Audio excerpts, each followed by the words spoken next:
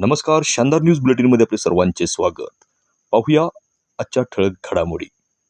नशामुक्त युवा विकसित भारत अभियानांतर्गत समुपदेशन व जनजागृती कार्यक्रम संपन्न.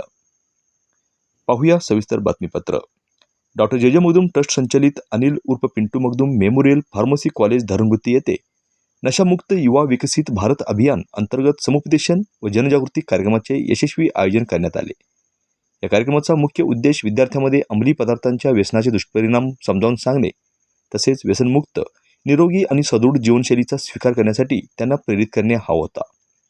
या कार्यक्रमात मुसा सुतार पोलीस उपनिरीक्षक, शिरोळ पोलीस स्टेशन तसेच पोलीस नाईक विलास निकम, गोपनीय शाखा शिरोळ पोलीस स्टेशन यांनी विद्यार्थ्यांना अंमली पदार्थांच्या सेवनामुळे होणारे शारीरिक, मानसिक, सामाजिक आणि कायदेशीर दुष्परिणाम याविषयी सविस्तर मार्गदर्शन केले आहे.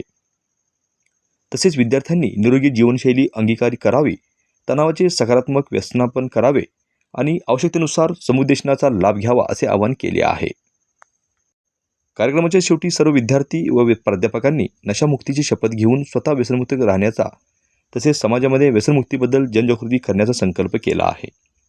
हा कार्यक्रम ट्रस्टचे चेअरमन डॉक्टर विजयराज मगदूम व ट्रस्टच्या व्हाईस चेअरपर्सन तथा secretary doctor advocate Sonali Magdum यांच्या सामाजिक जाणीवेतून व महाविद्यालयाच्या प्राचार्य डॉक्टर सचिन निटवे यांच्या मार्गदर्शनाखाली राबविण्यात आला.